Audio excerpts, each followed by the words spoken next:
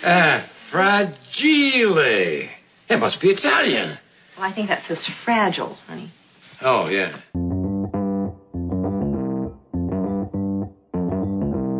Live from Joe's mom's basement, it's the Stacking Benjamin Show.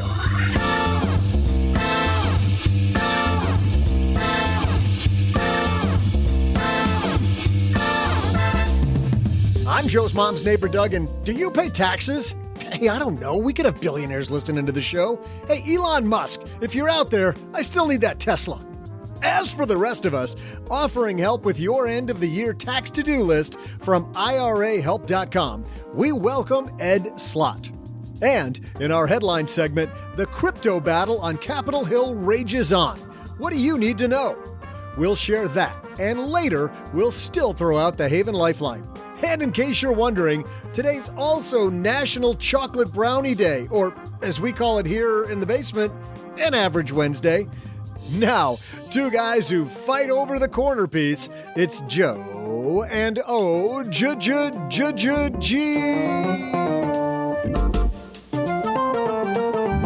You know, they make those little cutters now that you can make brownies that every piece is a four-corner piece. Best invention ever. It's the pan that makes each piece is a... Seriously, you know how you do the David Letterman, like, top 5 countdown? Let's do the top 3. Like, fire was number 3, the wheel was number 2, and that corner cutter probably number 1. Sliced bread. Oh, well, there's a saying about that. As good as sliced bread. Hey, everybody, welcome to an episode that's going to be as good as sliced bread. How about that? I think so. It's Wednesday at the Stacking Benjamin Show. I'm Joe Saul-Sehy, Average Joe Money on Twitter. Across the card table from me, my friend and compadre here in the basement, Mr. OG. Que paso? It is year-end tax time today, as Doug so thank eloquently said. Ed Slott coming down to the basement. And because Ed's coming, that means, OG, we're going to get a daily dose of dad jokes and some of the best tax advice that you can get anywhere, because Ed's been doing this for a long time. You know what's funny? I remember in the 90s. Do you remember in the 90s when Susie Orman and Wayne Dyer were doing those things for PBS? PBS, yeah. And Ed Slott was doing them too, remember? Did you ever see the Ed Slott ones? Yeah. Yeah, I wasn't so interested in tax planning then? I was going to say it was later than the 90s. I think they were doing them into the 2000s, right? Yeah. That's how I discovered David Chilton too. Remember the wealthy barber? Yep. Like, I discovered so many people on those things. But Ed Slott's one of them. I feel honored that he's back on the show. This is, I think, his 3rd appearance this year. The fact that we get to talk to people like him is awesome. We got a phenomenal headline. Sometimes, like on Monday, we're talking about new stuff. Today, we're going to go back to the bin on a topic we've talked about a lot in 2021. But first, before all that, and now a message from Discover about rewards. If you pay your credit cards off every month like you should, stackers, and you're a loyal credit card customer, you should be rewarded for your loyalty, preferably with something that's useful, like Cashback Match, for instance. Discover matches all the cash back you've earned at the end of your first year. Finally, rewards that make sense. Discover. Exceptionally common sense. Learn more at discover.com/match. Limitations apply. Everyone likes a great deal, like savings, markdowns, and lunch specials. But when it comes to car insurance, we know the right place to go. State Farm offers surprisingly great rates for your ride. Your friends don't have to have a special connection or even call it a favor. State Farm has options like insuring your ride and your home, getting you great rates on both. Why are these such surprisingly great rates? It's what you get from them. Coverage that meets your needs. Because insurance shouldn't put a hole in your wallet. Those good neighbors are in your corner. No promo codes, no waiting around for holiday deals, and no sales section. State Farm fits your life at prices that fit your budget. So where do you go for surprisingly great rates? It's State Farm. Because like a good neighbor, State Farm is there. Call or go to statefarm.com for a quote today. All right. I think it's time that we get this big old brownie of a podcast rolling. Hello, darlings. And now it's time for your favorite part of the show, our Stacking Benjamin's headlines. I think big old brownie can refer to something totally different. No? Just not good. All right, we'll let that go. Hey, our headline today comes to us from Investment News.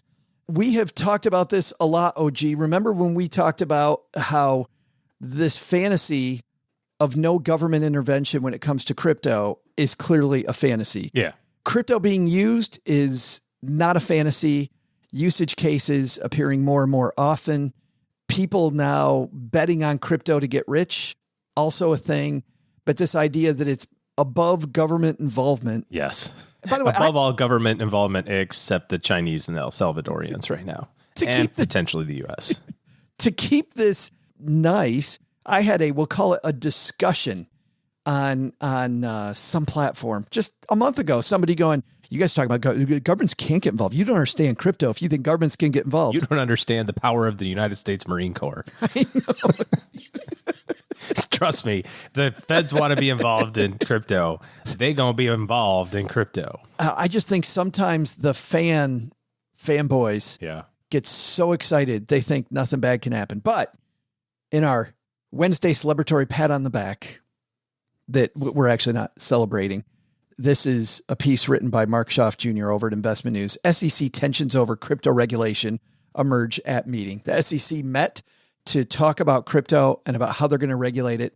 At the meeting of the SEC Investor Advisory Committee, SEC Chair Gensler says many digital tokens are securities and fall under its jurisdiction, while Commissioner Pierce says agency is applying, quote, strategic ambiguity to pursue enforcement first. So you've got fighting at the SEC now. Some people saying, hey, you guys just want to regulate everything. Back off. This is silly. While other people, including the chairman, saying, no, this is a security. And for those of you who are new to this discussion, we have a problem in the United States government where two different entities say that this doesn't fall under their jurisdiction. The SEC historically have said that this is a currency. This is not an investment. It's a currency. While across the hall, right, in the IRS offices, the IRS says this is not legal tender. Mm-hmm. And because it's not legal tender, we can tax it. That's right. If you buy a sandwich with your crypto, we can tax the capital gain that you have on it. So if it's not legal tender and it's not a security, what the hell is it? Well, SEC looks like maybe coming down, OG, that it's a security. Well, I mean, again, you knew this was coming. It has to be. And I think you figured out one of the issues with using crypto on a daily basis is that if it's not currency and you're liquidating a position, let's say that you decided to pay with your brokerage account and your broker or financial planner had to sell Apple stock or your mutual fund every time that you wanted to buy a sandwich, that's going to pose quite a conundrum come tax time. I mean, CPA is going to be super excited because they have 700 pages of reports to go through and, they charge by the hour. So they're, okay with that. But then you get into things like tax loss harvesting or wash sale rules, right? You can't rebuy the thing. You can't take a loss on it today and rebuy it. And then I think a lot of people are going to get smoked by that here this year too. But good luck. I'm sure Ed's going to have something to say about wash sales, especially this time. That's why you're supposed to keep all of your crypto into your self-directed IRA. Between that and your apartment buildings, he says sarcastically. That exist in a Utah flats. Your yurts. If you missed Monday, you have no idea what the hell we're talking about. Yeah. But just some surrealism. While the government is running in, and certainly they are running in, financial asset management companies also running into the crypto space. We talked a few weeks ago about a Bitcoin ETF, right? Yeah. And now Fidelity announces, and this comes to us from Bloomberg, Fidelity now heading to Canada with this Bitcoin ETF. The Bitcoin ETF is for people that don't even see it as a currency. Like if we're going to wade into the SEC involvement here saying this is clearly a security, who buys a Bitcoin ETF that has no utility at all to buy the sandwich or the pizza or whatever it might be? You can't use the ETF for that. All you can do is play the volatility. That's clearly OG. That's clearly a security. Yeah. Well, yeah, the Bitcoin ETF is a security. Ergo, you would think that the thing that the ETF owned would also be a security. Would also be, yeah, right. Which also, by the way, is completely useless. Although I was just thinking a second ago, I was thinking we talked about this, and why would you own a Bitcoin ETF and not just Bitcoin by itself, unless you didn't want to like have another place where your money was. Yeah. If you were just like, my money's at Fidelity, I can buy this ETF. It gets me exposure. It costs a little bit of money, so be it. But now I don't have to worry about trying to get an account and keep it secure and remember my 12-word passphrase and, get locked out of my crypto because I threw my computer away. You know what I mean? Like right. that could be locked out of your wallet. Could be an answer. I don't know. Let's look at the other side of this, the IRS side of this. Oh, cool. Where the good guys are. Got it. Yeah, let's do that. Right. My favorite topic. You own a little crypto. Do you have any desire or interest? Are you building your crypto exposure so that you can buy more sandwiches with that instead of with dollars? Oh, my crypto experience has been to buy Bitcoin at 19,000 because it's going to the moon, sell it at 7 because it's going to 0, to buy it again at 40,000 because now it's definitely going to the moon, to sell it at 30 because it's going to 0. So my day trading abilities of Bitcoin are pretty bad, but I do recognize that I don't know the usefulness. But dude, if you were 26, you'd be able to do that better and you wouldn't need an advisor. Well, yeah, of course. Once again, if you didn't hear Monday's show, you have no idea what the hell we're talking about. Here's what I don't want to have happen. I don't want to wake up in 2030 and have my kid call me and be like, Dad, did you ever own anything called like Shiba coin? And then I go, well, yeah, I remember that was like 10 years ago. It's no big deal. And he goes, well, it's like $30 a coin now, and I had 58 million of them. You know what I mean? Like I'm not. And you're a bajillionaire and you don't even know. Of course, milk costs 77 quadrillion Shiba coin at that time. So you're really not as rich as. So there's that. So you don't really not as rich as you think. But so mine is 100% a lottery ticket. That's how I view it. Now, I think that's how a lot of people view it. The technology behind it, the NFT technology interests me. In fact, I'm attending a webinar next week on kind of how this can apply in like the space that we're in terms of digital creation and like how we make this show and all that sort of stuff to kind of learn a little bit more about that. That interests me in the context of protecting your thinking, right? Like this is how I came up with this. This is mine.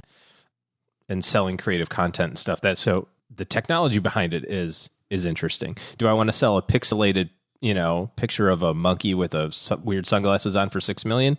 Sure, I'll sell one. If I could create it and somebody wanted to buy it, I'll do it. But I don't understand that yet. There's so many stories here, OG. How about this edge of this story? Fidelity getting into Canada now with the Bitcoin ETF. This is a lesson I think everybody needs to learn.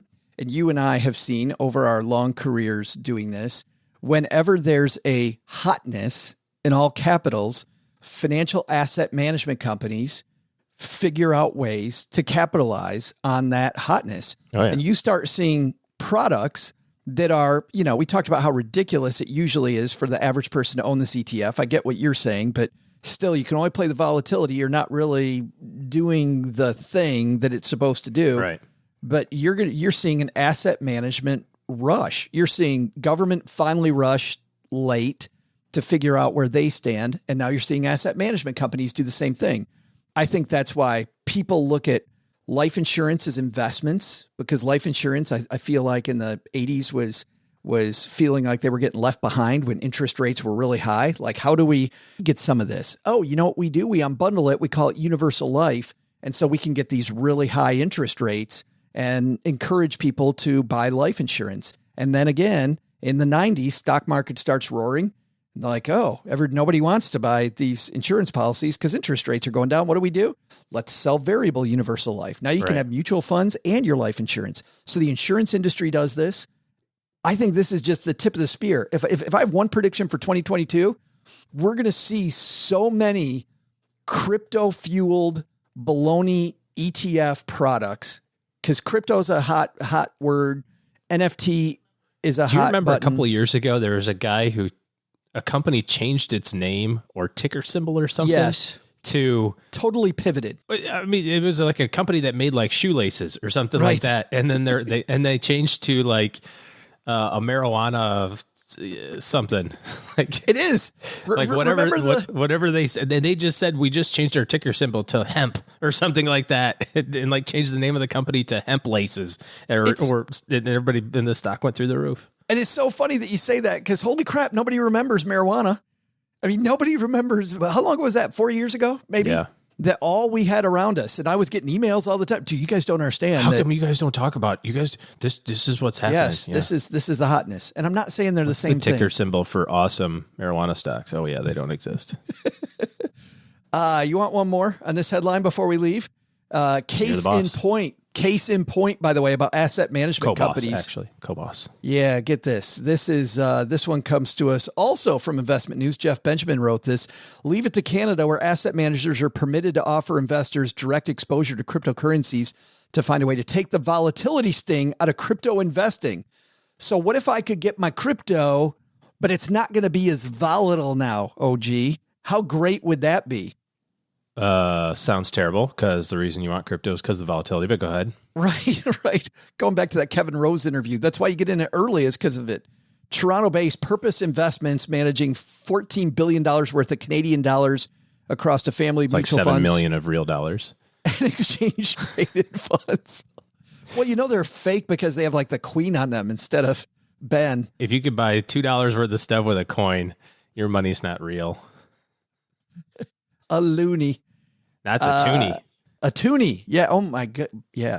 Sorry, Canadians. I got that wrong. A has rolled out B 2 covered call crypto ETFs. Bam. Nice. The madness has already begun. Yep. I predicted it 5 minutes ago and it already happened. It's right there. It's like that scene from The Big Short where he's sitting at the casino and they're talking about how like synthetic CDOs work. And it's like, you can make a bet and then I can make a bet based on your bet.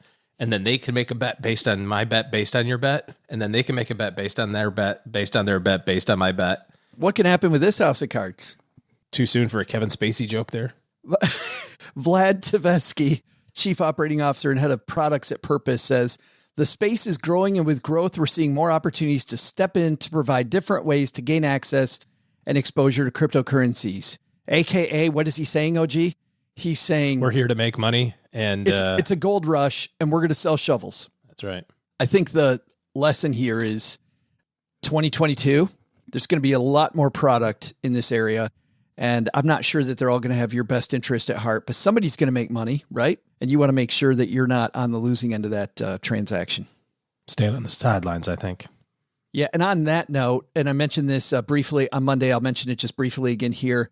If you are trading curious, and we haven't stopped you over the years on this show, one thing we realized through many emails we've had with people over the years is that you're going to just go do it anyway. The number of people that I talk to still on a weekly basis are like, yeah, so I open up my Robinhood app. What the hell are you talking about? If you're going to trade, know what you're doing. So I've partnered with a group called Delta Trading Academy. These guys have been teaching people how to trade responsibly for 40 years. This is not... You're going to do it. Do it right. This is not the dude on Twitter. This is somebody who's been doing this for a long, long time. Vance and his team have a great product. I've gone in, OG, I've watched them trade. I've watched the rules. And I went initially thinking that I'd be talking to a bunch of young, hot stock jocks. And it was not that at all. It was a community of people taking care of each other and helping each other make good decisions while doing something that we don't talk about here, which is trading. If you're going to trade, that's why I decided to partner with somebody that knows what the hell they're doing to make sure that stackers don't blow themselves up. We're going to have a webinar on Wednesday of next week, stackingbenjamins.com/trading to sign up and for more information. Join us next Wednesday, stackingbenjamins.com/trading. Jess, just an incredible woman, knows a ton about great trading. Jess is going to join me. I'm going to fire a bunch of questions. We're going to talk about myths around trading. All right. That is that. Coming up next, OG, Ed Slott is joining us. If you don't know who Ed Slott is, we talked about him earlier. He's a guy who has forgotten more about taxes than you and I have ever known. Ed, of course, has been featured on things like PBS. The Stacking Benjamin Show. The Stacking Benjamin Show, New York Times. I can't list the number of places where Ed's advice has been featured, because whenever people think good tax advice, I think Ed Slott is one of the first people you always think of. Yes. Ed's coming up, but look who's got the brownies. Okay, Doug. Hey there, Stackers. I'm Joe's mom's neighbor, Doug. December 8th is National Brownie Day, as opposed to January 22nd, which is Blonde Brownie Day, when the brownies come out of the oven just a little bit dumber. What, it's not? Ma, you don't think that's appropriate? You shouldn't be offended, Ma. It's not even like you're a real blonde anyway. And it looks like I'm doing dishes all next week. Anyway, February 10th is also National Have a Brownie Day. All right, who put Snoop Dogg and Willie Nelson in charge of the holiday planning committee? Actually, now that I think about it, it's probably Betty Crocker, because they pull in $41.7 million a year, partially from their brownie mixes. So my question is, if Betty Crocker wanted to create a holiday for every brownie mix they sell, how many holidays would we celebrate each year? I'll be right back after I check my teeth for chocolate.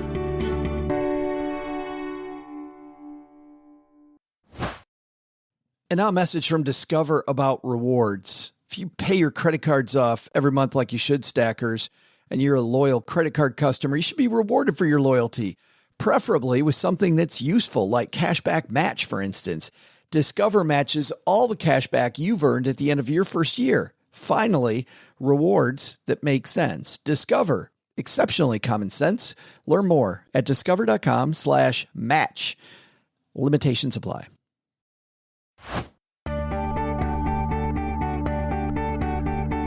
Hey there, Stackers. I'm Brownie Batter cleanup crew member and 3-time salmonella survivor, Joe's mom's neighbor, Doug. Betty Crocker offers its brownie mixes in Milk Chocolate Supreme Original, Dark Chocolate Fudge, Fudge Pouch, Supreme Chocolate Chunk, Supreme Triple Chunk, Supreme Walnut, and Salted Caramel. That makes 10 varieties, which is the answer to our trivia question, and also, coincidentally, the number of brownies I'll be eating tonight. To celebrate the important holiday, of course. And here he is, making a return trip to the basement. Thank goodness we don't give reward points for returning guests, because I think I'd owe this guy all kinds of swag. Ed Slott is back. How are you, man? Well, it's great to be back in the basement. Sounds a little creepy, but it's good. No, it is, doesn't it? But if you think maybe about, I watch too much of that Criminal Minds. Everything happens in the basement. This is the friendlier basement where we play board games and have fun and, listen to records. Yeah, that's the beginning of it. That's the board games and the fun. Yeah, that's where it starts, right? And then somebody goes in the back room. But speaking of that, you're the guy who obviously helps people get out of the quote back room of the darkness with their taxes. It's the end of the year, Ed. If we're just going to frame this whole issue of year-end tax planning that we hear all the time, frame that for me. What do we really want to think about first when we think about year-end tax planning? Well, what you can lock in now for 2021, and the only thing we know is what tax rates are today, right now. As of this moment, we still don't know what they'll be next year. We know what they're scheduled to be, but my worry is that anything can pass Congress when they get desperate for money. They look at everybody's retirement savings as the low-hanging fruit, a big juicy steak, and all of a sudden they raise rates. And your retirement savings are caught in the crosshairs. Why? Because these accounts are loaded with taxes. They're the most taxed accounts you can have. And most people have this false sense of security. They, especially now with the stock market, they see the balances going up and up. And here's the thing. You look at your IRA statement, and most people actually believe this, that it's their money. They don't realize an IRA is a joint account with Uncle Sam. If you think about it that way, then you might want to do something about it. If you know what a joint account is, it means you're sharing your money with a joint owner. That was the deal we made with the devil years ago. If you remember, you got tax deductions up front, but there would become a day of reckoning where Whenever you want to get to that money, you'll have to pay the piper. So anyway, we know what rates are today. What can we do with those rates now? And the other thing we know is the rates, if nothing happens in Congress, they will go up eventually. They're scheduled to go up after 2025. Remember, the low rates we have now were only temporary. So they may go up next year. They may go up in a few years, but you have to do long-term planning. So what you can do now is use those low rates, maybe move some funds out of an IRA, maybe to a Roth IRA, a Roth Conversion. Now, nobody likes paying taxes up front, but this is the secret, and I'm going to give you the secret. I don't share this with many people. One of our founding fathers, Benjamin Franklin, you know him from that $100 bill behind you. We know the guy from the name of our show. He had a saying. He said, 3 people can share a secret if 2 of them are dead. So I'm going to give you that. That's from Poor Richard's Almanac. I read it all the time. It is a great book. You should get it. There's so many great little Franklinisms in there for just book. About everything in life. Matter of fact, he also said, which I use all the time, in this world, nothing is certain except death and taxes. Except with taxes, you can get an extension and there's something you can do about it. So that's what I'm talking about now. And here's the secret. Paying taxes up front. Nobody wants to hear that because right away they say, what kind of secret is that, Ed? How will I have more if I'm giving money out this year right now? I'll have less.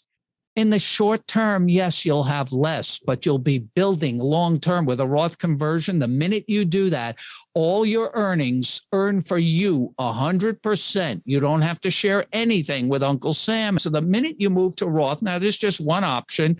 Yes, you'll pay taxes up front, but you may be paying it at rates you'll never see again. You can literally save thousands, tens of thousands, hundreds of thousands or more in good tax planning. And the key to all of that is to always pay taxes at the lowest rates, when the rates are the lowest. This may be right now. So right now we know what the rates are.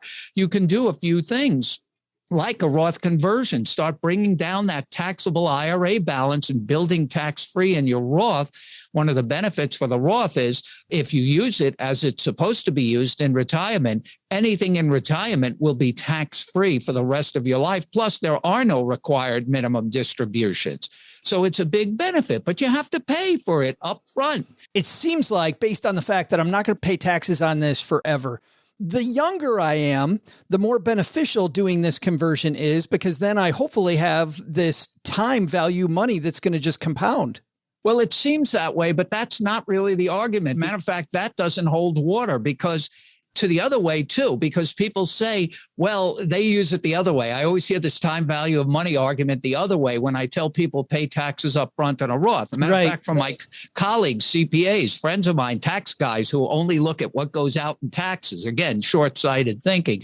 They say, Ed, if my client pays taxes up front, what about the opportunity cost, the money that just went in the garbage in taxes that could have been earning over time? What about the opportunity cost? That argument doesn't hold water. It's all about the tax rates. For example, if the tax rates are the same now and in the future, the difference is the same, and assuming the same earnings rate. So that's going to be the same regarding of how long the time frame is. But the big thing is, the Roth conversion is really just a big, giant bet on what you think future tax rates will be for you, your highest marginal rate.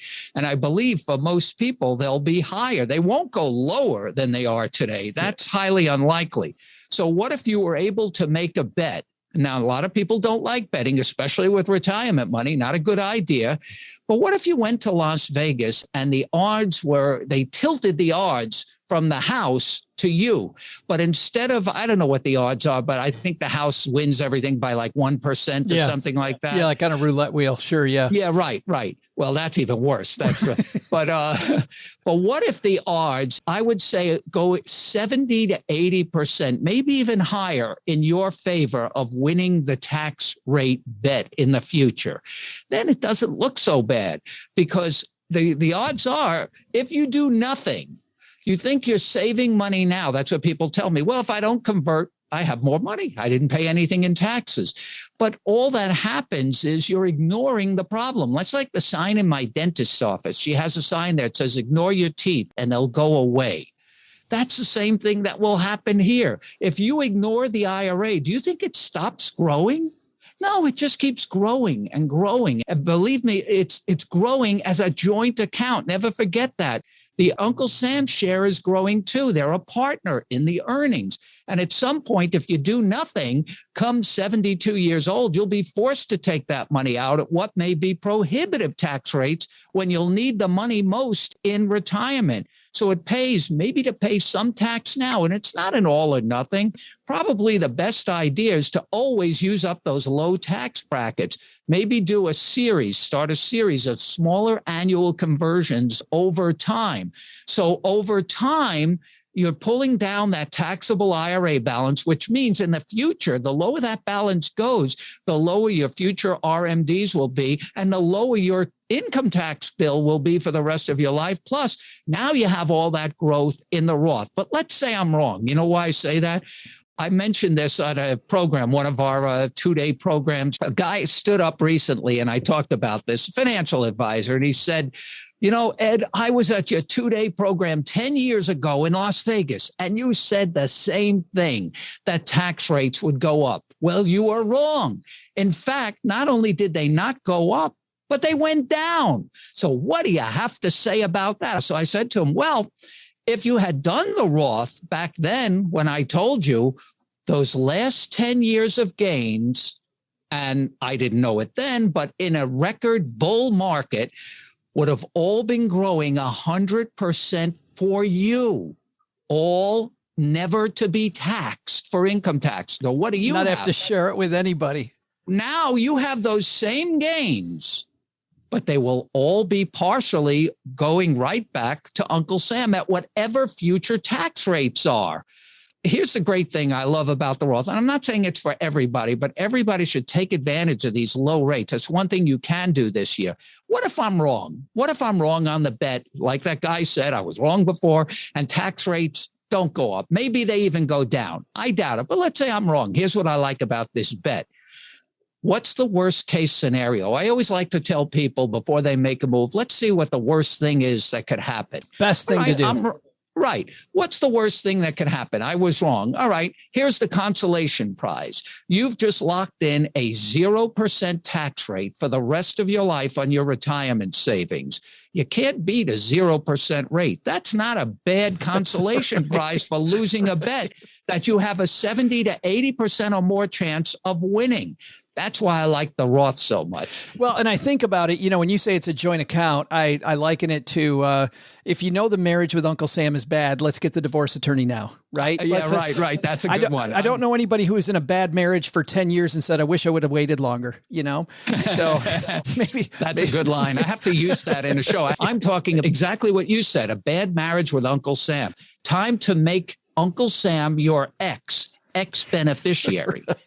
That's fabulous. Well, I want to talk just technically about how we get that done, because for a lot of our listeners, this is obviously stuff that's heady. I think they get the concept, but doing this means you take your IRA, but to your point, you really want to look at what tax bracket you're going to be in this year. And what you're saying is calculating how much, maybe up to that next tax bracket line, and go ahead and take out that much and flip it over to the IRA. Do the conversion to that amount. Right. You have to look truly at your marginal rates, what the top rate would be, figuring in stealth taxes and the effect on these other things. But yeah, the idea is to see now is the perfect time. You can't do this. I really wouldn't do a Roth conversion until well into the year, like in December. Why? Because first of all, you should know, everybody on here should know the rules would change. Roth IRA conversions are permanent now. There's no backseas. Remember, you used to be able to undo it and go back. No more of that. Once you convert, you will owe the tax. Even if your financial situation changes later on, you will still owe. That shouldn't deter you from doing the Roth. but it should encourage you to do a fair income projection, which you can only do once you hit the month of December, when all the mutual funds throw off their capital gains. Boy, that's going to be some windfall this year. So you have a better idea of what income bracket you're really going to be in. You'll only really know that towards the end of the year, which is now. So now's the time to look at it. Gotcha. When you have a better estimate of what your income will be for 2021. Second question on that. We've seen in Congress, and we keep getting this question, and I hate doing as much as you do, Ed. I hate this too, but I'm going to ask you anyway. The backdoor Roth. I know the question. The backdoor Roth IRA survived, right? So far it survived. Is this thing not so far? Right now, it's still in the crosshairs. Do you think it's going to make it? Well, it's the whole Build Back Better plan. If that makes it, all this IRA stuff is probably going to go on the train with it, because it's not controversial. I haven't seen anybody picketing outside the Capitol with signs, "Save the Backdoor Roth IRA." It doesn't have a big constituency. They're not going to flood the streets over it. So nobody's even talking about it. In fact, when you read up on what's in the bill and they give these are the higher rates, this is the child credits, this is this or that. And at the end, almost like a footnote, and there's some changes to retirement accounts. Right. So I think if the big bill goes through, this is going to tag along with it. And that's the only downside. So you can't do backdoor Roths after this year. So do them now. It's now or never. Yeah, get it done. No, that makes a ton of sense. Let's talk about the other stuff. I want to talk specifically about tax loss harvesting. I think it's kind of ridiculous that some of these so-called robo-advisors are marketing tax loss harvesting to 25-year-olds who just started out. I think it's much more important as you build your portfolio, right? To have tax loss harvesting. Here's why it's dangerous for the younger people. You have the average young person investing in crypto or GameStop, whatever the stuff they're doing. It's beyond me. But none of them have ever known a down market. Most young people investing, let's face it, the last down market was the end of 2008, 9, 10. So if I had hair back then, Ed, I had hair in those years. Yeah. So if you think about it, what were they, 5, 6, 7 years? They don't have the concept that the market could go down one day. The things you have could go down. I don't think they understand the big picture. They just look at everything just goes up, but that can't happen forever. You could do that. A good financial advisor could help you do that. But you have to look for the long term. I mean, I'm not a stock guy, so I don't know which ones will be losers and winners. But that's playing a short-term game.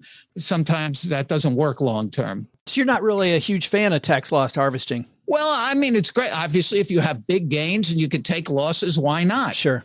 Okay. But remember, you have the 30-day wash sale rule. So what you can do is take the losses and then buy it back 30 days later. That's all. I saw somebody mess that up who was supposedly a professional playing the GameStop game last year. Rebought the stock, I think, 70 different times and forgot about the wash sale rule. And that could throw you off. And that's reported, by the way, on the 1099Bs. They have the wash sales, that's being tracked. So ugly. It was lost tons of money and couldn't write off any of it. Like I had a young guy who called me. He's a teacher or something. And but he was playing around. He said, I made over $150,000 of gains I have this year. I said, well, do you have a lot of losses? Maybe take some of the losses on things that you think are no good, or maybe if they're good, but you could buy them back after 30 days just to get the tax loss in and lower your tax exposure for this year. That's good. Yeah. What else can I do before the end of the year, Ed? All right. If you're charitably inclined, not that everybody is, but according to my studies, my own survey, 100% of people are charitably inclined. How do I know that? As a tax preparer for over 40 years, when I used to sit with people, I don't do it anymore, but when I used to sit with people to prepare their taxes, I'd get to the itemized, all right, did you give to charity? Oh, yeah.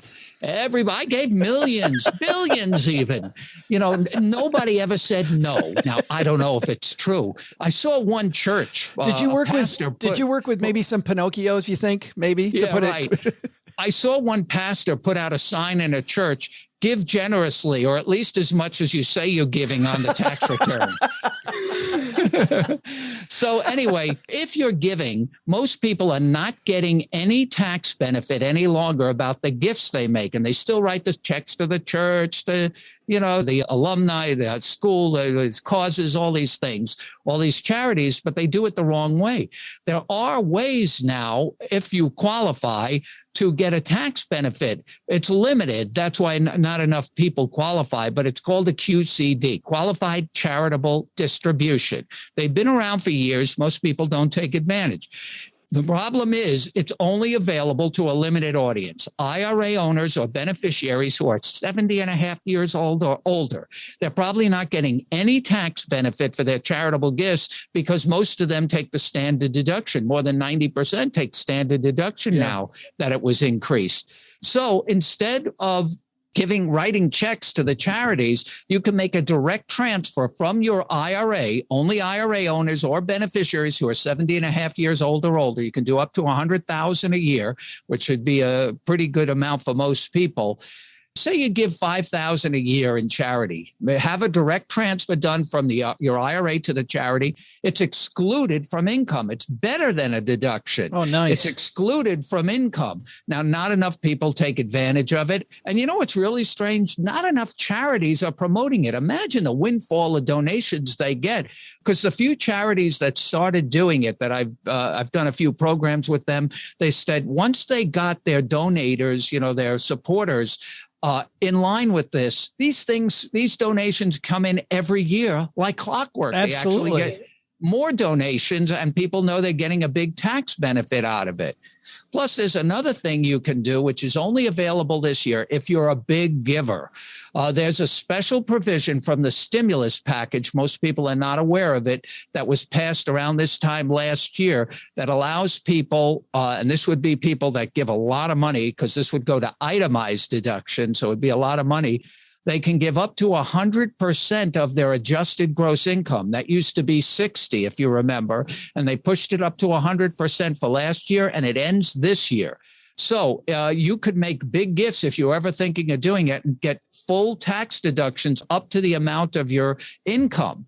And that ends this year. So if you're charitably inclined and you were thinking about making this big gift, this may be the year to do it and have Uncle Sam pay the bill. Speaking of business owners, if I own a business, I know there's deadlines on setting up retirement programs that may help you. If we've got business owners in the audience that want to set up a retirement program, are there any December 31st dates? Well, if you have a 401k, generally the contributions have to be made by the end of the year. But if you're self-employed and you have, say, a SEP, that could be funded up until next year. So you could do that and fund it next year. Great. Lots of people do that. They wait to see what their income is, and then they fund their SEP IRA. But again, I don't know if that's such a good move anymore. If you had limited money, I might just start piling it into a Roth IRA.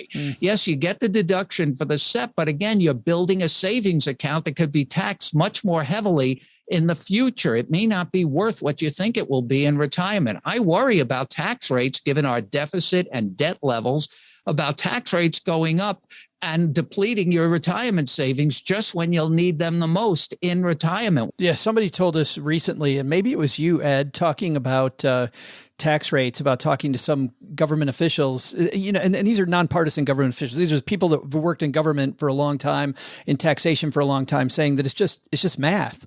Like at some point, the way the math works, tax rates are going to have to go up because we don't have a choice. They're just, well, it is math, no and right. It is math. And, you got to remember this, and this is important. There are only three kinds of people in this world: those who understand math and those who don't. Three kinds. Wait a minute. Hold on a second. Let's see if I've got this right here. There it is. What is it? A rim shot? Yes. Yeah. We had to. I should have been using that the whole time, and I didn't think about it. Not often we get to use the rim shot and taxation talk at the same time, which is why we love you, Ed. I wish if only there were a place where people could get IRA help, if they could get tax help. I don't know. Well, does such a place exist? Yeah, well, we do it all the time. That's all we've been doing for over 30 years. And you might notice I have a new book out. I don't know if you noticed it. I don't know if yes, for those of you watching us on video. It's very subliminal. I don't make a big deal out of it. It's very subliminal. It's the new retirement savings time bomb, where I talk about all these things we're talking about. I've been doing this for decades, and I see tangible, quantifiable amounts, thousands, tens of thousands, hundreds of thousands of money you can save with good tax planning, money that would otherwise go to the government for no reason at all, other than that you did no planning. And that can be done. So my website for that, or if you're a financial advisor looking to get better educated so you can do a better job for your clients, because most, I have to say, are not doing a good job. Yeah, they're helping people make money. But when it comes to your IRA and 401k, it's what you keep that counts after taxes. You need the tax planning part, because without it, all you're doing is building a savings account for the government. That's not a good long-term plan. My website is I don't know why we say that, but everybody says that. I don't know if that's a thing anymore. www.irahelp, IRAHELP, IRAhelp.com. Lots of great information. We answer your questions there. You can even find advisors that have taken extensive training with us, or if you're an advisor, you can up your game so you can do a better job to help your clients keep more of their hard-earned money. That's what it all comes down to. How much you keep. It's like in football. They have a saying in football, the score at halftime is irrelevant. Give me the score at the end of the game, and then I'll tell you who won. It's the same thing. And if you notice in football, right, how many games are won or lost in the last 2 to 3 seconds? Ed, it's always that way. Some field goal, the game's over. Ed, I'm a Detroit Lions fan. I hear. Oh, yeah. I know that every game is never won. Every damn week. Well, do what I do. I'm a Giants and Jets fan, and I like to watch football. So the way I enjoy it each week, I root for other teams to lose. That's the only way you can enjoy football, with you and me. Maybe one day. Have the Detroit Lions ever won a Super Bowl? I don't think they have. They never have. Never. No. Yeah, well, Jets and Giants. Jets only won back in 1969. I was 15. I remember that. But anyway, like the football game, same thing with your retirement savings. It's a score at the end of the game. Did you do the planning in the third and fourth quarter when it counts? That's what's going to determine how much of your retirement savings you get to keep and how much goes to the government. You want to keep more and pay less. You ever hear that saying, less is more? Yeah, well, mom says it all the time. Less is less, right? Except when it comes to taxes. Another rim shot. Except when it comes to taxes. The less you pay, the more you keep. But to keep more and pay less, you have to have a plan, which almost nobody does. So that's one of the reasons you want to tune in to Stacking Benjamins. It shows that educate you, but that's not enough. You actually have to take action. And that's the whole key. And that's where I get frustrated. There's all kinds of professors that know everything and don't follow through on it. Your new book is The New Retirement Savings Time Bomb. We will link to that on our show notes. We'll link to IRAhelp.com on our show notes. Ed, it's such an honor to talk to you. Thanks for helping so many stackers. We appreciate it. Happy. I like that. That's what you call them, stackers? We do. Yes, sir. Absolutely. Yeah, that's great. Well, maybe next year we'll be singing a whole different tune. Maybe there'll be a new tax law. Maybe not. But there's always something that can be done to help you keep more of your hard-earned savings. It always comes down to this. The more you plan, the more you keep. This is Daryl from Pennsylvania. When I'm not busy arguing with a 4-year-old, I'm stacking Benjamins. No, Daddy. Big thanks to Ed Slott for stopping by. And OG, I saw a lot of head nod from you. This Roth IRA conversion idea, this is the time. If you're going to do a Roth IRA conversion, because you have to pay taxes on the amount that you convert, you want the least amount of variability in that number, you got to do it at the end of the year. But you're running out of time because most brokerage companies are like, if you don't get your paperwork in by the 15th or 17th, we can't guarantee it's going to get done. Because everybody and their brother is doing it right now. You got to get it done. And also, if the rules change, OG, if the rules change, might be your last opportunity for some people. Yeah. So lots of reasons to get that done. Huge thanks to Ed. And of course, all the other strategies he talked about too.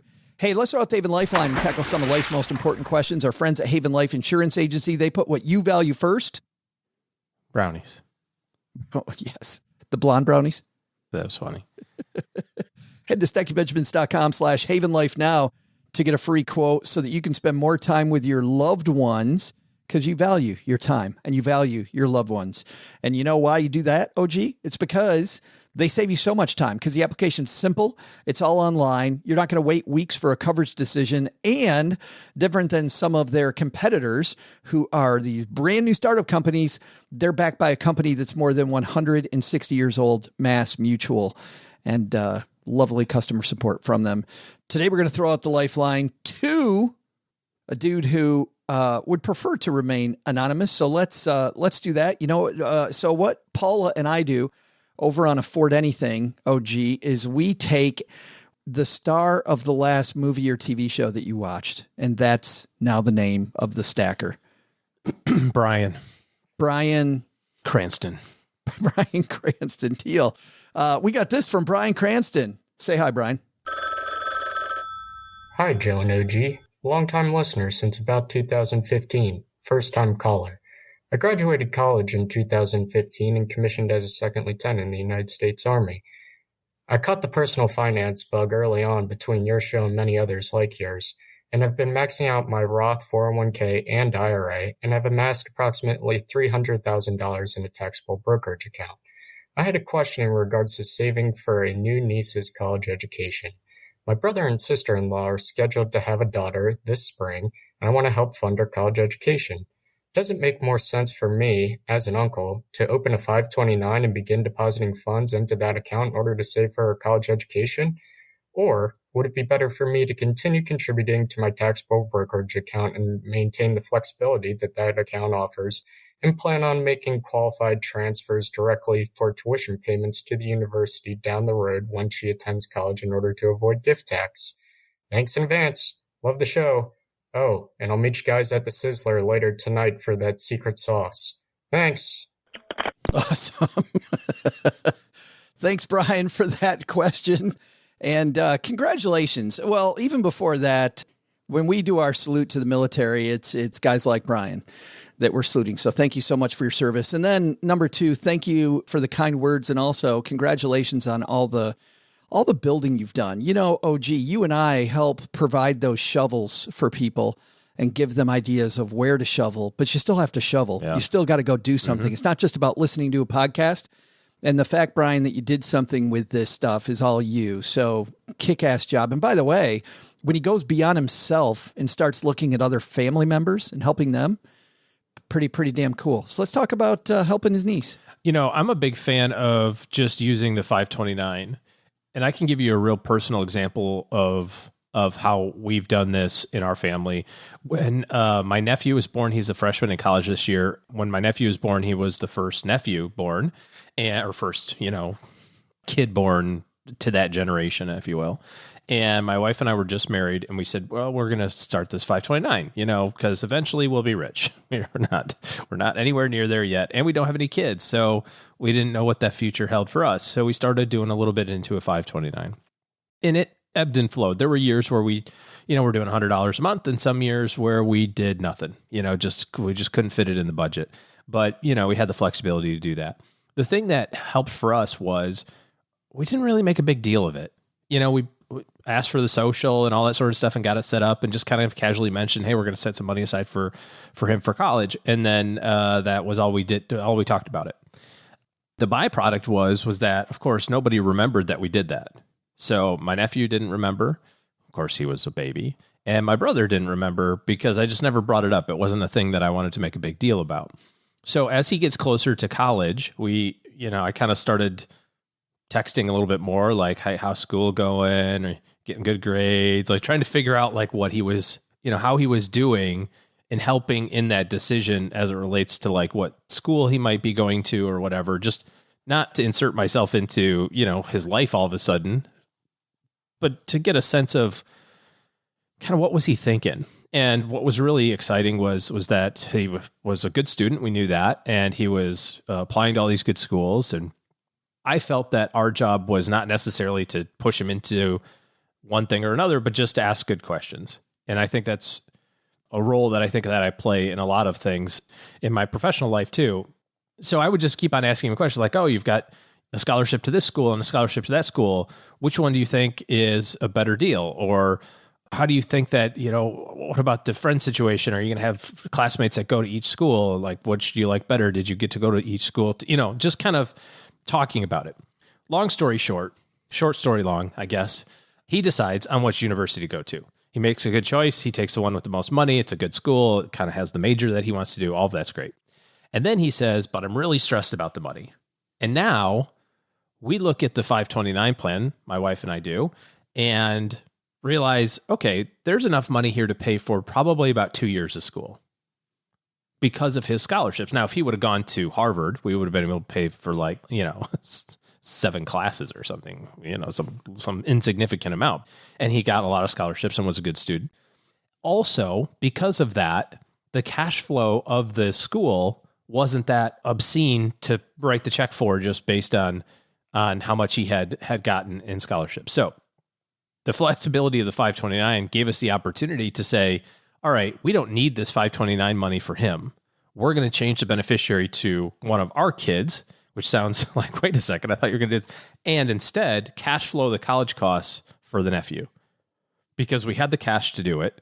And I would much rather let that money that had been accumulating over the last 20 years, tax-free, continue to accumulate for the next 20 years because I have a 5-year-old, whatever that is, 15 years. And then make a decision on that money then. And maybe I'll have enough money to cash flow Caroline's school when she goes to college, and then I could just keep on kicking it down the road. The things, can I just comment for a second about things I really like about that strategy? Of course, you can talk about how great it is. I mean, maybe other people get, and maybe they don't, but the fact that you didn't talk about it gave you the flexibility to change later. And we talk a lot here about how optimization is great, but people solve for optimization far too much and not enough for flexibility.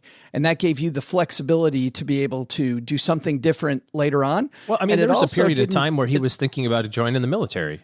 He was like, I think I might join the Navy. I'm like, great idea. Like, and I didn't want him or my brother to be influenced by, there's 30 grand in a 529 plan somewhere. Yeah. How do we make sure we get Uncle OG's money? I just wanted you to make a good decision. It wasn't about the cash. It was, how are we going to make the best decision based on the information now? Because 20 years from now, who knows what's going to be going on. Yeah, it kept everything very, very flexible. And also not telling them, I think, is a big point. And we've talked about with many guests on the show over time that when you start flashing dollar bills, people do weird crap. Yeah. Just do really weird things. So keeping it on the DL, I think, was also a huge part of that win. So I think ultimately, I wouldn't set your sights on like trying to figure out how do I pay for my niece's entire college. I wouldn't make a big deal of it. I would set it up as a 529, put in some monthly contribution if you can afford it, right? It sounds like you're doing well on your goals. Make sure that your stuff is taken care of. You got to put your mask on before other people's, right? They tell you that in the airplane. So it sounds like you're on the right track. Run through the scenarios and make sure you're doing good on your stuff before you start throwing money on other people. But it sounds like you're great. And start with something reasonable. If put $100 a month in a 529 or $50 a month in a 529, that'll avoid any monthly fees that any of these still have. And again, I wouldn't put a lot of emphasis on it. I would just do it and then be a part of that kid's life as much as you and your siblings and in-laws want you to be, and just be around. And then when it comes to the college time, you'll now have different information and you'll be able to make other decisions. I mean, by that time you might have your own 7 kids and be like, dude, I need this money for my kids. Well, that would be fine. It's your money. You should be able to use it as you please. But if you've this whole time been saying, Uncle Brian's got this covered, what if things don't go well? So don't make a big deal of it. Set it up, do it, see what happens in 20 years. Thanks for that question, Brian. If you've got a question for us, we'd love to help. Head to stackingbenjamins.com/voicemail. And because you're brave enough to send in a voicemail, you know what we're going to do? We're going to send Brian a code for some sweet swag. And actually, as you've noticed, OG, I've got the mug version of the show. My favorite. It is definitely my favorite graphic. Hey, lots of people to thank today, but just a few things. Number one, if you are trading curious, the reason we don't do this on the show is many of you aren't trading curious, and good for you, by the way. But if you are, let's do it the right way. Join Jess from Delta Trading Academy and I next Wednesday. We have a new partnership with them. stackingbenjamins.com/trading is where you go to sign up. Second, guess what I did this week, OG? I sent out more books to people that have given us reviews. We are so appreciative of people that gave us reviews, and I'm trying to do a 2-for-1. I'm trying to move some of these books out of the basement to stackers that will read them, because I think when we have people on the show, these are some important people with some great work. Second, I also want to say a big thank you to people that take the time to tell others what they think about the show. So if you've given us a 5-star review, and hear this clearly, don't give us a 5-star review because you want a book. Please don't. Give us the review. And if you send me an email just showing me the review, then we will put your name in a hat. But I sent some more out. I will tell you, I am still way behind. For those of you that have done that, thank you for your patience. I'm still way behind, but I sent out 3 more this week. Feeling pretty damn proud of myself. But I got so many more books. And Mom even said to me this week, she's like, hey, if you want to clean this place up, why don't you move that stack of books quicker, Joe? I'm like, okay, I'm on it. I got it. Thanks as an example, 5 stars from Forbidden One. It does it for me. They write, I never listened to podcasts before the show, never really understood what they were about. After starting my financial literacy journey about a year ago, my wife recommended to start listening to podcasts to add to my knowledge. I searched for the best finance shows and Stacking Benjamins came up along with a few others. I subscribed to all of them and started listening a year later, and the Stacking Benjamins show is the only podcast I still listen to. I listen to every single episode. I never skip one. I'm also subscribed to the Stacker, it says here, which is the old name for the 201, our newsletter. And I plan to buy Joe's book as well. Wow. I also really love all the people on the show. Doug, Joe, OG, Len, and Paula make it very entertaining. It's nice to get a wide range of different opinions from multiple professionals who all focus on different areas of finance. Love the show. Keep up the great work. That is so amazing. And Mom has that on the refrigerator right now, as you saw OG this morning showing it off because she's got the bridge club coming over this afternoon. Finally, last but not least, if you're looking to make better decisions next year, OG is working into 2022 now. So give yourself a great holiday present, the gift of getting your financial house in order. Head to stackingbenjamins.com/OG. That's the link to OG's team's calendar. And that's how you interface with them to make better decisions in the future than you did this year. All right. That's going to do it for today. You got it from here, Mr. Doug. What should we have learned today? So what should we have learned today? First, take some advice from Ed Slott. Take another look at your taxes before the year is over and see if there are any last-minute opportunities. Second, preparing for your taxes takes time and planning, but it can pay off big in the end. Carve out time to understand how taxes work. It's a cliche, but it's like riding a bike. Once you know, you know. But the big lesson? I have at least 7 more varieties of brownies to try. Time to get Joe's mom cooking! God, okay, Mom, fine, I'll cook too. It was just a thing for the podcast, so sensitive. What? God, no, I haven't taken out the garbage yet. Man.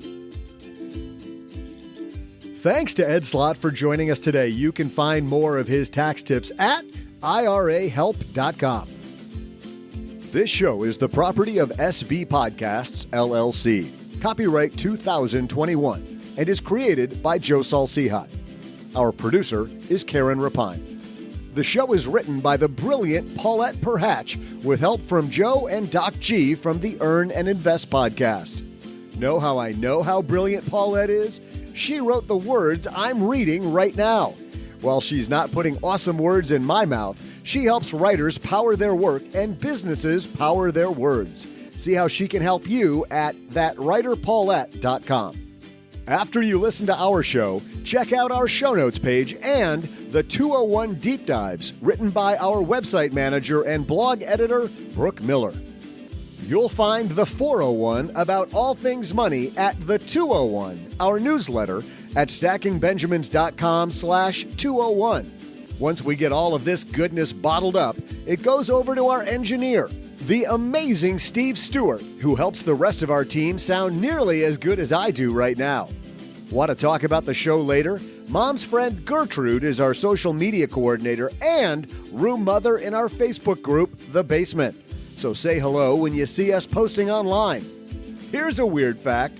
She and Tina Eichenberg are never in the same room at the same time. To join all the basement fun with other stackers, type stackingbenjamins.com/basement. I'm Joe's mom's neighbor Doug saying, and let's all say it together now. 3, 2, 1, see ya!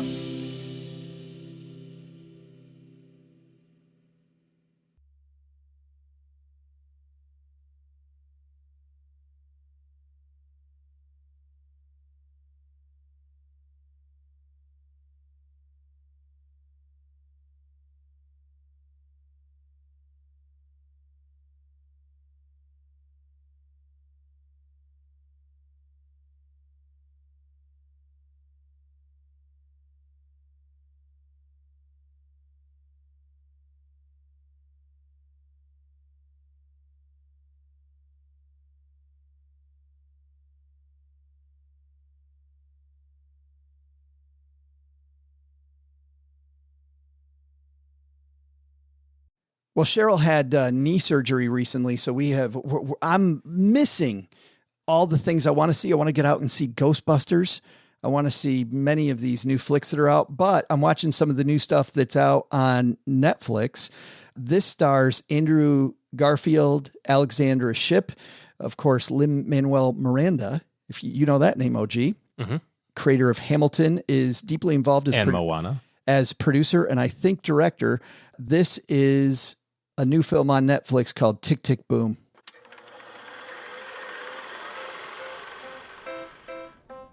Hello.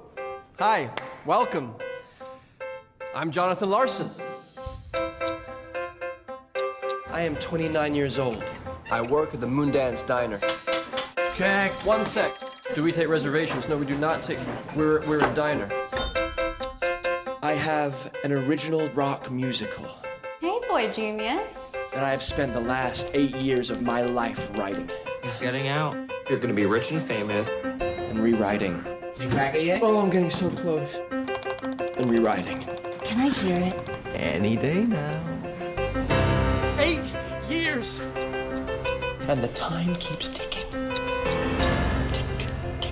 You need to ask, are you letting yourself be led by fear or by love? Fear! 100% fear. And how many of us haven't felt that way, that we're making a lot of decisions based on fear, OG? And he's 29 years old, Jonathan Larson. This is the gentleman, by the way, who went on to create the hit Broadway musical Rent, which I don't know if you ever saw Rent, but we went to see that when it came to Detroit. I was still living in Detroit, so this has been quite a while ago that Rent came out.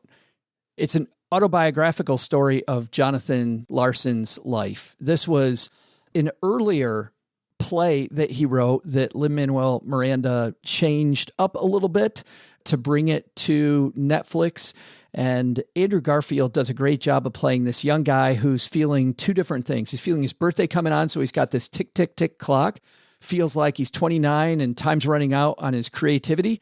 And at the same time, he has this beautiful musical, which, by the way, as you know, as budgets get smaller and smaller on Broadway, that bringing these big musicals with topics that nobody's heard of, like Disney can bring a big musical with, 100 people on the stage and it's going to sell. You're going to go see Aladdin. You're going to go see Lion King. But are you going to go see Jonathan Larson, nobody 29-year-old's thing that has 50 people on the stage?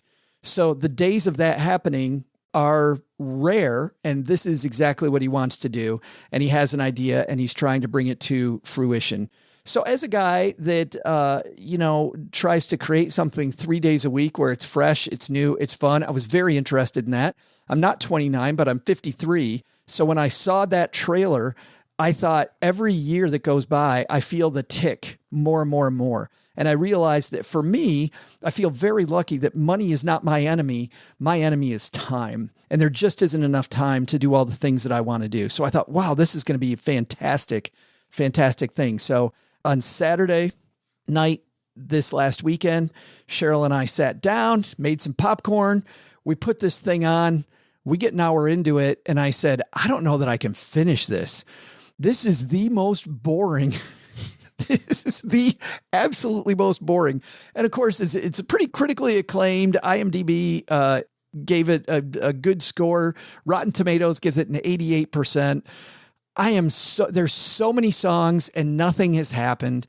And it just was so boring. And luckily I stuck with it because the second half really redeems itself. In fact, we got done and Cheryl went, wow, yeah, that wasn't that great. And I went, I really like the second half, but man, you got to swim this moat that's the first hour that is so freaking slow.